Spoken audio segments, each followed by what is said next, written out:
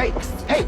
Don't touch me! I'll scream! What were you doing in there? I'm allowed to go into a store. What are you up to? Nothing! Let me see your pockets. No, you can't tell me what to do! If you don't show me, I'll march right in there and tell the store owner, and they'll call the police. See?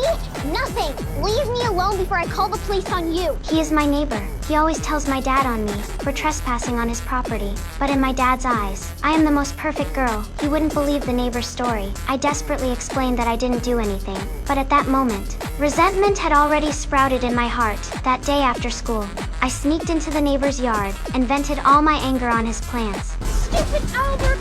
And Sandra! I hate you! That evening he came to our house, saying I had destroyed his flower bed. I didn't open the door for him. Instead, I mimicked an action I saw on television and threatened him through the glass. He left in a panic. The next day, he came to complain again. Frightened, I hid on the stairs, but without evidence. Dad still believed me. She likes to take the shortcut to go visit her friend. So stop picking on my daughter. I know it was her. There is something very wrong with that little girl. And if she comes on my property again, I'm calling the police. I pretended not to hear anything and calmly walked downstairs. Dad stopped me, told me not to take the shortcut through the neighbor's yard later. I nodded in agreement, but the resentment grew deeper within me. I couldn't hold it in any longer. I told you to stay out of my yard! You're not telling my dad anything! That day I shook the ladder to scare him. Unexpectedly, the ladder suddenly wobbled. He fell all the way down. I froze, then turned and ran. Back home, I pretended nothing had happened, continued playing the part of Dad's perfect girl. But I noticed Dad had been spending less time with me lately, ever since his new girlfriend moved in with her son.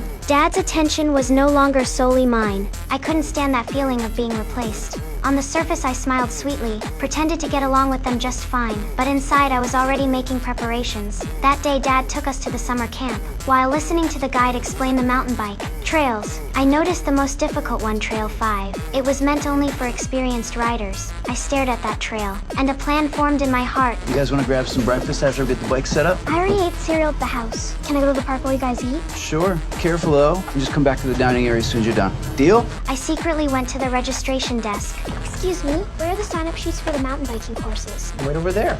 You can just write your name on the zone you want. Crossed out Xander's name and wrote it again on the Trail 5 list. Then I quietly cut his bike's brake lines when the list was announced. I saw the momentary confusion on his face. I looked down and smiled. After the race started, the slope on Trail 5 was too steep. He desperately tried to brake, but it was already too late. He lost control and crashed, was carried away on a stretcher. I stood in the crowd, watching it all. That familiar smile appearing on my face. Now Dad belongs to me alone again.